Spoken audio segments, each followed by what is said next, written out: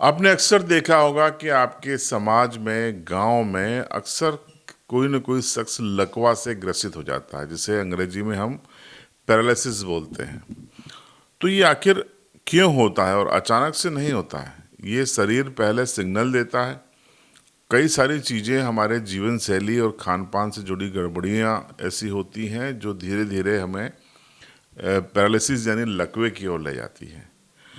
तो आखिर ये लकवा क्या है? कैसे हो सकता है? कैसे इसके लक्षण हैं और किस तरीके से आप इसे रोक सकते हैं?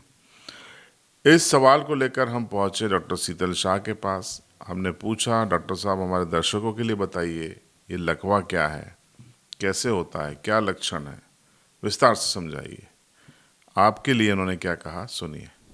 जैसे अभी ठंडी की सीज़न आने वाली है, तो ठंडी की सीज़न में हम लोग ज़्यादातर पेशेंट देखते हैं, वो लोग या तो हार्ट अटैक के होते हैं या तो लकवा पैरालिसिस, जिसको हम लोग स्ट्रोक या तो सीवीए बोलते हैं।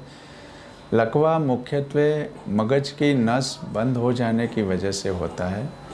मगज अपने शरीर का मेन हिस्सा है। मगज, हार्ट और फेफड़े, ये तीन चीज़ ऐसी है जो हमेशा चालू ही रहनी चाहिए। अगर तीन में से कोई भी चीज़ 3-4 मिनट तक बंद हो जाती है तो व्यक्ति को आकस्मिक मृत्यु होने का चांस ज़्यादा रहता है। तो मगज, जैसा आप सब जानते हैं, राइट और लेफ़्ट साइड दोनों साइड का होता है। जो व्यक्ति राइट हैंड से लिखता है उसका डोमिनेंट ब्रेन लेफ़्ट साइड में रहता है, और जो व्यक्ति लेफ्टी होता है उसका डोमिनेंट ब्रेन राइट साइड में होता है।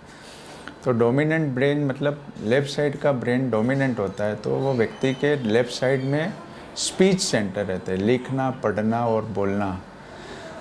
जैसे लकवा हो तो लकवा के कुछ शुरुआती लक्षण होते हैं। जैसे कोई व्यक्ति आता है, बोलता है कि साहब मैं बटन नहीं दे पाया, कंघे से बाल नहीं ओढ़ पाया, या कोड लिया तो मुंह में नहीं डाल पाया, या तो व्यक्ति चलता है तो बैलेंस नहीं रहता है, या आँखों के सामने अंधेरा आ जाता है, या एक साइड के शरीर के अंग में झुनझुनी आना, भारीपन लगना, ये सब लक्षण मगज के होते हैं। जैसे हार्ट में से जो नस निकलती है उसमें से दोनों साइड कैरोटिड नस बोलते हैं, वो दोनों साइड आगे की साइड में ब्रेन को सप्लाई करती है, और एक पीछे की साइड में वर्टिब्रल आर्टरी रहती है जो पीछे के भाग को सप्लाई करती है।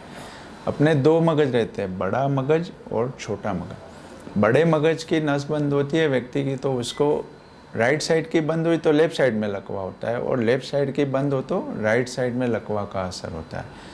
और अगर पीछे के मगज की नस बंद हो तो व्यक्ति के छोटे मगज की नस बंद हो जाती है, जिसमें व्यक्ति को डबल डबल दिखना, चक्कर आना, उल्टियाँ आना, बैलेंस नहीं रहना, चलते चलते गिर जाना, ये सब लक्षण छोटे मगज के होते हैं।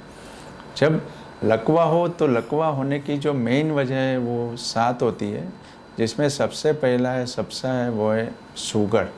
अगर कोई व्यक्ति को शुगर है और उसको 15-17 साल हो गए तो उसको मगज की नसों में चोकअप होने का रिस्क बहुत बढ़ जाता है। दूसरा है बीपी।